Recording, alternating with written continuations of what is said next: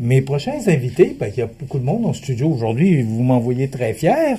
D'abord, je vous les présente, c'est Mme Michèle Bernard, qui est conseillère, parce que le sujet dont on va parler, elle représente la ville comme conseillère. Elle est membre du conseil d'administration de la Maison de la Frontière et aussi membre de la FAS locale et régionale. Michèle Bernard, bonjour. Bonjour, Michel. J'ai également comme invité Mme Paul Giasson, qui est directrice générale de la Maison de la Frontière. Bonjour, Michel. Paul. Et Guy Drouin, qui est directeur général adjoint de la CDC ici, Montmagny-Lillet. Bonjour. Bonjour, Michel. Alors, bonjour à vous trois et bienvenue chez nous. On vous voit pas souvent, c'est pas un reproche, mais je suis content de vous recevoir aujourd'hui. Et c'est dans le cadre de la Journée internationale pour l'élimination de la pauvreté. Ça s'appelle le GRAP de Montmagny-Lillet, qui vous invite à découvrir 3 événements porteurs de sens. Et le thème, la pauvreté peut prendre différents visages. Bon, ben moi, je vais commencer d'abord avec Paul, qui est la directrice générale de la Maison de la Frontière. Qu'est-ce que c'est exactement que cette semaine-là? Est-ce que c'est la première édition? Oui. Non, en fait, c'est un choix du GRAP cette année d'avoir rassemblé ces 3 événements-là pour permettre en fait à la population de faire des choix aussi, parce que la pauvreté, on sait, peut prendre différents visages. Donc, et en fait aussi, c'est que la journée comme la soupe, normalement, ça serait le 17 octobre, la journée officielle. Mais étant donné que c'est la nuit des sans-abri, ben en fait, on a comme réparti un peu les activités pour permettre à tout le monde de participer aux 3 événements s'il le désire. C'est dans le cadre de la semaine de la solidarité, la semaine québécoise de la solidarité. C'est du 12 au 18 octobre. Il y a plusieurs événements partout au Québec, dans Chaudière-Appalaches, qui se passent. Et c'est sous le thème, provincialement, « Prenons soin des uns des autres ». Bon, mais moi, il y a une question qui me brûle les lèvres, il faut que je vous la pose. Est-ce qu'on comprend que la pauvreté est en progression? C'est pas en diminution? On est à la CDC avec les groupes, on est en crise sociale même, parce que les besoins de base sont atteints par de moins en moins de personnes. De plus en plus de personnes ne réussissent pas à se loger, à manger, à s'instruire, tout ce qui en suit, là, à se vêtir aussi. Parce que les loyers montent, c'est que dans ce temps-là, ceux qui ont des salaires stables, ils sont obligés de couper. Michel, votre rôle, vous, pour la ville, pour la Maison de la Frontière, la FAS, votre rôle à vous, c'est quoi exactement? Pour aujourd'hui, je suis porte-parole tant pour la ville que la Maison de la Frontière. Que la FAS? Que la FAS. Donc, comme ailleurs au Québec, Montmagny vit des enjeux sociaux. Dont notre ville s'active à relever ce défi avec des partenaires comme la Maison de la Frontière, avec laquelle un groupe de travail auquel je participe, de même que Jessie Croteau et Monsieur le maire Lorrain, qui a été formé cette année en 2025 en vue de tisser une relation de collaboration. D'ailleurs, Paul et son équipe, à 2 reprises, ont fait une transition vers la ville parce que ça faisait longtemps, moi, que j'amenais cette problématique-là de l'itinérance à la ville. Et la ville de Montmagny connaît l'itinérance. Elle ne fait pas exception aux autres milieux de vie qu'on entend parler à la télé ou aux radios. La ville de Montmagny connaît de l'itinérance et avec la maison, on peut appuyer ça par des chiffres qui parlent beaucoup. Donc, comme élue et comme citoyenne, je crois profondément que notre communauté a le pouvoir de faire une différence. Nous disons non à l'indifférence et oui à la solidarité. Je me suis pris quelques petites notes parce que de ce temps-là, j'ai beaucoup. Parce qu'après ça, on va parler il y a des thématiques. Je vous laisse terminer, Michel. Donc, ensemble, faisons en sorte que chacun retrouve sa place, sa dignité, son espoir. Chaque sourire, chaque regard, chaque geste d'entraide compte. C'est comme ça qu'on bâtit une communauté plus humaine et plus solidaire. Et aujourd'hui, c'est la solidarité qui nous regroupe comme engagement communautaire. On a tous un but commun, c'est de lutter contre la pauvreté, la discrimination sociale, dans le fond, la dignité de l'être humain. Ce que je comprends, c'est ce qu'on voit ailleurs dans les grandes villes. Nous, on le voit peut-être moins qu'on le voit dans les grandes villes, mais l'itinérance, la pauvreté fait partie de notre société, chez nous aussi. Elle est cachée, souvent, même la pauvreté. On me parlait l'autre fois. Un élu dit, je n'ai pas dans mon village, mais souvent, surtout les femmes plus âgées qui sont à la retraite, qui n'ont pas eu le temps, ils n'ont pas eu l'occasion de fournir beaucoup à RE. Puis ils se ramassent maintenant, frigidaire casse, ça prend 2-3 mois avant de ramasser de l'argent pour un autre frigidaire. Pendant ce temps-là, ils coupent. Ils coupent dans la nourriture principalement. C'est à peu près la seule chose qu'ils peuvent couper. Ils peuvent pas couper sur leur logement, ni le compte d'électricité.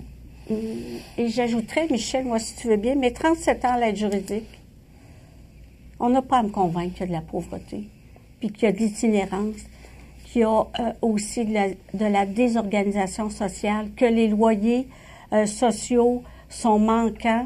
Puis j'oserais même avancer, Guy, avec tout le respect que je te dois, que la pauvreté amène aussi des gens. Moi, on me disait, la première affaire que je coupe, ce sont mes médicaments. Donc, ça a un lien avec la problématique de l'itinérance, de la désorganisation. Et moi, j'ai connu tellement de femmes pauvres. Ils ont souvent eu des emplois qui ne participaient pas à la régie des rentes, pas de fonds de pension. Tu te retrouves avec une pension de sécurité de vieillesse qui couvre à peine. On sait qu'il est nettement suffisante. Effectivement. C'est pour ça que cette semaine-là existe, qu'on a mis ça sur pied, ensemble. Et ça se reflète, dans le fond, dans nos clientèles à la Maison de la Frontière, parce que c'est sûr qu'on a des familles comme des personnes âgées qui viennent, entre autres, pour l'aide alimentaire. C'est quand même là 27 de plus de personnes qui ont bénéficié de l'aide alimentaire l'an passé. Donc, c'est pas en diminuant. Et Michel, tout à l'heure, parlait de médication, de santé mentale, de détresse, de dépendance. Ben ça se reflète aussi sur nous, notre capacité à aider aussi les gens. Parce que, bon, la maison fait partie de différents réseaux en itinérance. Et ben ça se reflète partout parce que c'est difficile d'aider les gens parce que c'est de plus en plus complexe. C'est des situations pas faciles et où la santé mentale entre aussi dans le contexte qui fait que il faut les accueillir à la fois. En fait, c'est ce qu'on fait à la Maison de la Frontière. L'accueil inconditionnel, c'est un concept. En fait, moi, je pense qu'on devrait tous être dans cette position quand on accueille quelqu'un. Comme quand toi, tu nous reçois ici, Michel, tu nous accueilles comme on est.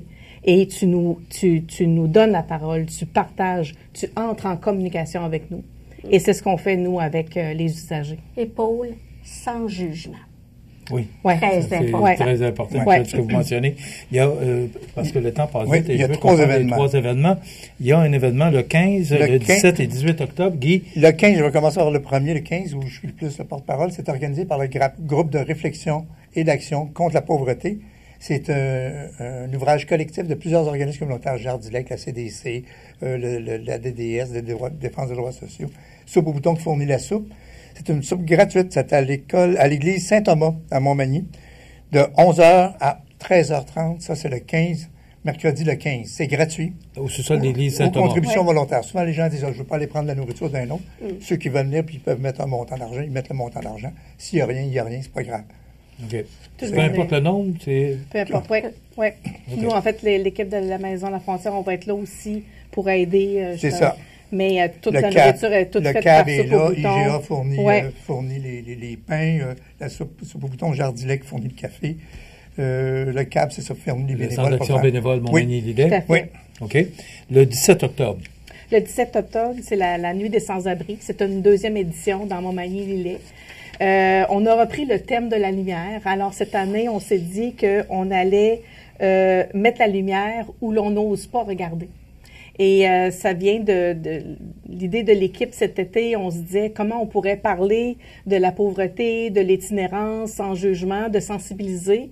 Donc, on avait des idées en tête qu'on a mis, en fait, qu'on vous dévoilera là, lors de la rencontre, en fait, de la Nuit des sans-abri. Ça va se faire chez nous, à la Maison de la Frontière. C'est de 17h à 20h. On fait un happening plus à 17h30 parce que c'est notre photo officielle qu'on prend de groupe. avant le coucher du soleil.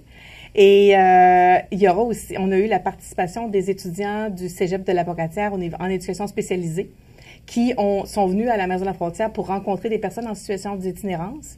Et ils ont fait leur histoire de vie qu'ils ont mis en vocal. Alors, il y aura des signets, on pourra prendre nos téléphones pour les télécharger et puis les écouter. Donc, quand on peut mettre un visage ou une histoire derrière les personnes, ben des fois, ça change le regard. Oui. Et donc, on pense que ça va être positif pour tout le monde, que ça va être rassembleur et éducatif. Alors ça, c'est la nuit des sans-abri. C'est de 17h à 20h, c'est à la Maison de la Frontière. Sur la rue Saint-Jean-Baptiste. Tout à fait. OK. Et le 18 octobre, samedi prochain? Le 18 octobre, cette année, c'est au Québec que ça se passe. C'est la Marche mondiale des femmes. C'est le 18 octobre à Québec, ça se passe. Mais Jardilec organise un groupe. Ils partent de 8h du côté de Saint-Jean-Port-Joli, puis ils arrêtent à 9h ici à Montmagny. Le transport est gratuit, mais il faut s'inscrire. Je vais donner le numéro 418-598-9677. Ils s'inscrivent, puis là, tout est gratuit. Après ça, ils vont juste aller là-bas. Expliquez-nous un peu l'événement, Guy. Ils vont aller faire la marche des femmes. Il va y avoir des femmes de partout dans le monde, mais principalement du Québec, à Québec. Puis là, c'est pour revendiquer l'égalité entre hommes et femmes, le droit des femmes. Oui. Puis arrêtons que les femmes soient plus pauvres que les hommes.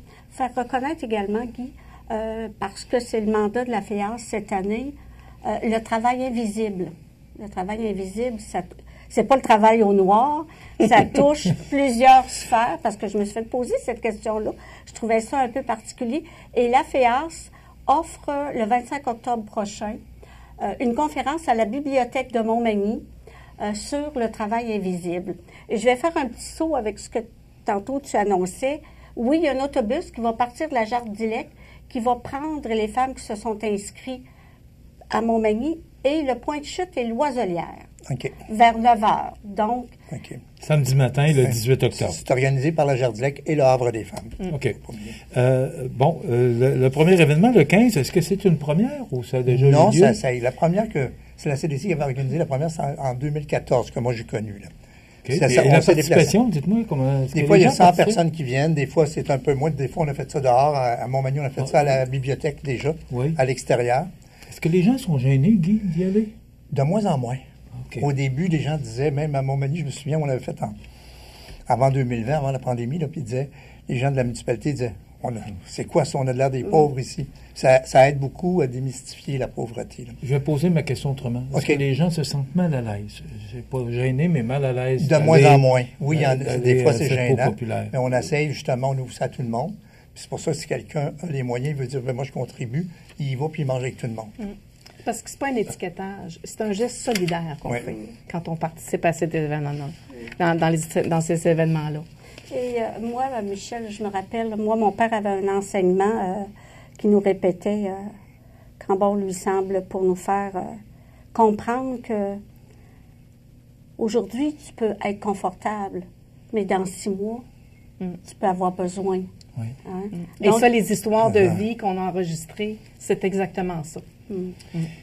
Nicole Jacques de Moisson-Beauce disait tout le temps dans ses conférences, on est à ça de la pauvreté. Tout le monde. Il peut arriver quelque chose qui est une bad luck dans notre vie, puis là, tout s'écroule.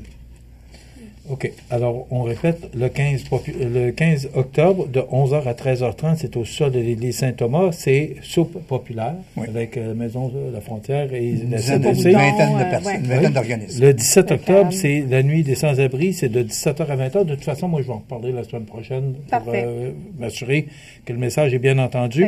C'est la 36e édition de la nuit des sans-abri. Oui, pas ici, partout dans le Québec. Mais c'est notre deuxième, nous, à la Maison de la Frontière, mais il y en a à la Pocatière. Cette année, nouvellement, dans Bellechasse aussi.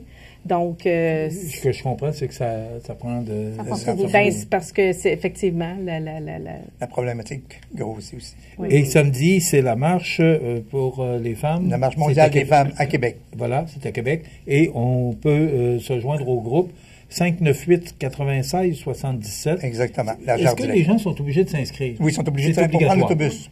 OK. Parce qu'au besoin, dans le fond, ils vont Vous avez combien d'autobus? Dans le monde, il y en avait au moins une. Je ne sais pas combien. Je pense que c'était plus... En tout cas, on visait 2. Là. On visait 2, oui. Bravo pour ce que vous faites. Je vous félicite. Ben, moi, Et tous les on va vous organismes supporter communautaires, tant qu'on est capable de le faire. Vous n'avez qu'à venir nous voir, puis on va faire comme on fait là. On va en parler, puis on va informer la Parfait. population. Merci beaucoup. Merci Merci beaucoup de à Michel l'invitation, Bernard, Michel. qui son rôle de conseillère pour la ville de Montmagny, qui représente les organismes, membre du CA de la Maison de la Frontière et membre de la FEAS locale et régionale. Paul Giasson, qui est directrice générale de la Maison de la Frontière, et Guy Drouin de la CDC ici, Montmagny-Lillet. Merci d'avoir été avec merci nous. beaucoup. Merci de Et l'invitation. merci, Pierre. merci pour tout ce que vous faites pour notre société. On le fait ensemble. Oui. Oui. Oui, c'est ce que j'avais compris. Voilà, ça complète.